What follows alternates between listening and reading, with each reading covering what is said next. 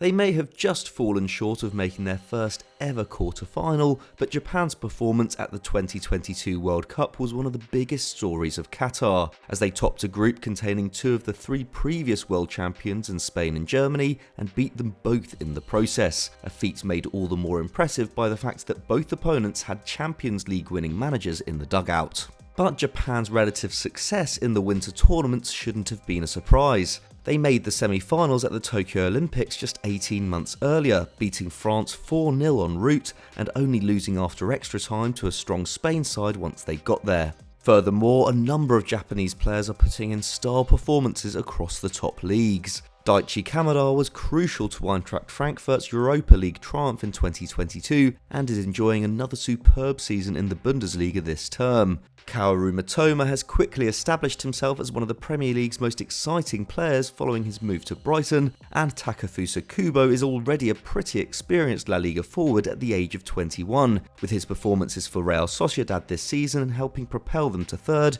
giving the Basque club real hope of qualifying for the Champions League for the first time in 10 years. These, of course, are just a few examples of what some have described as the country's golden generation. But why did it take so long for the world's third largest economy to produce such a brilliant crop of players? What is the secret to their success in 2023? And what does the future hold? On today's EFD Explained, we're going to find out.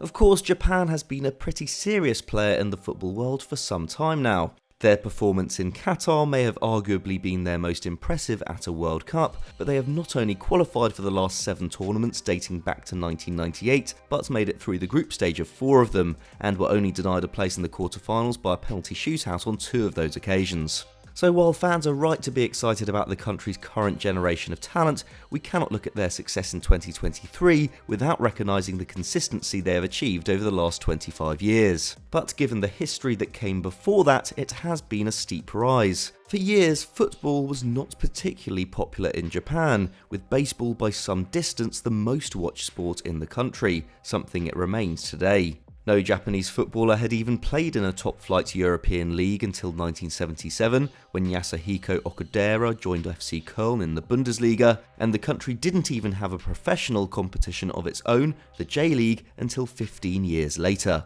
The J-League finally kicked off in 1993, around the same time that the Premier League and Champions League changed the face of European football, and had a galvanising effect on the Japanese game.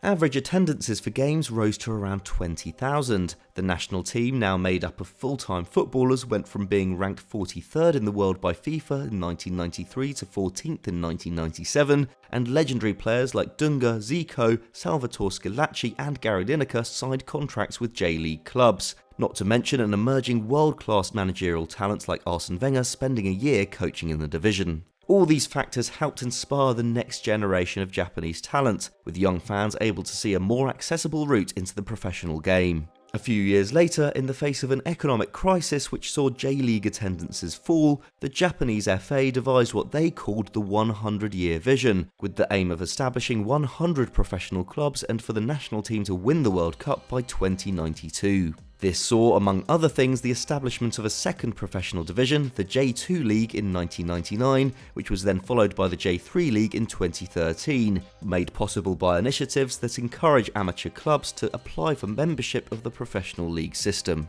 But that's not to say the amateur game doesn't have its merits. Japanese youth football has long thrived, with their national amateur youth competition, the All Japan High School Soccer Tournament, having long brought in attendances of around 15 to 20,000. This year's final, which brought to a close the 101st edition of a tournament which has run since 1917, saw over 50,000 fans come to watch in the Japan National Stadium in Tokyo, while television audiences are estimated around 10 million. In the words of Japan Times writer Dan Orlowitz, there is no under-18 tournament in the world that can boast figures like that. But it's hard to argue that the growth of the professional game has not transformed Japanese football. 30 years on from the J-League's first campaign, and according to Global Football Rankings, who take statistics on the strength of football clubs across the world provided by American data company 538 and use them to rank the world's top domestic leagues, the J-League ranks 20th, just below Argentina's Primera Division.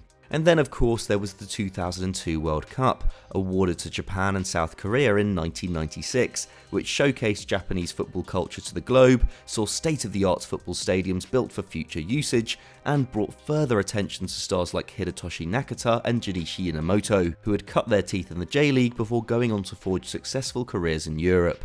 The country's profile on the international stage only continued to increase after that, as they won 3 of 4 AFC Asian Cups, the equivalent of the Euros or Copa America, between 2000 and 2011, becoming the most successful national side in the competition's history, while Japanese clubs Urawa Red Diamonds and Gamba Osaka won the AFC Champions League in 2007 and 2008. Fast forward to the Qatar World Cup and the picture had changed considerably. Of the 26-man squad Hajime Moriyasu took to the tournament, 19 were playing in a European league, and amazingly there were more representatives from the Bundesliga than the J-League, a stark contrast to 2002 when just 4 of the 23-man squad played outside of Japan.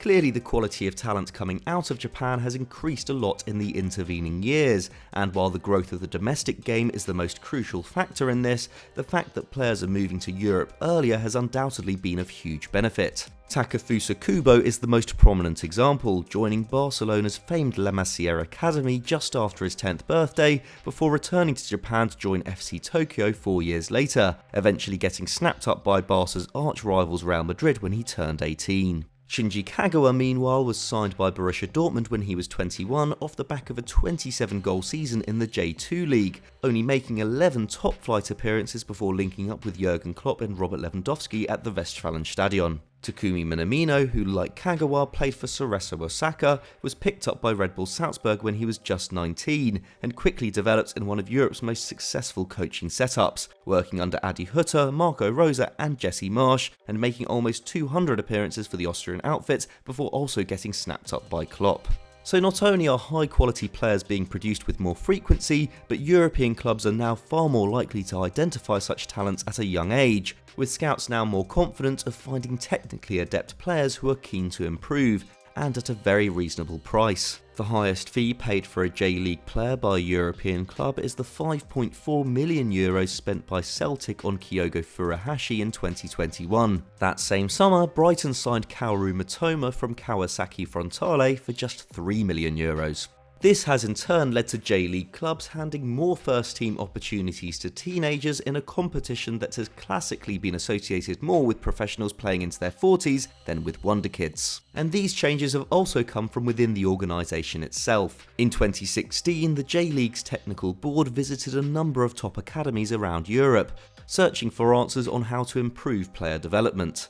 The trip eventually led to Terry Westley leaving his post as West Ham's academy director and taking up a technical director role with the J-League, with the competition's then chairman Mitsuru Murai looking to emulate the Premier League's highly successful elite player performance plan, which Westley had worked on. The Japanese incarnation of this is known as Project DNA, something that the latest J-League president, Yoshikazu Nonomura, is also behind. With the improvement of player and coaching development at an individual level now number one on the agenda, and Europe's elites now watching ever closer, this could just be the start. Japan's dreams of World Cup glory may well be fulfilled a lot sooner than 2092.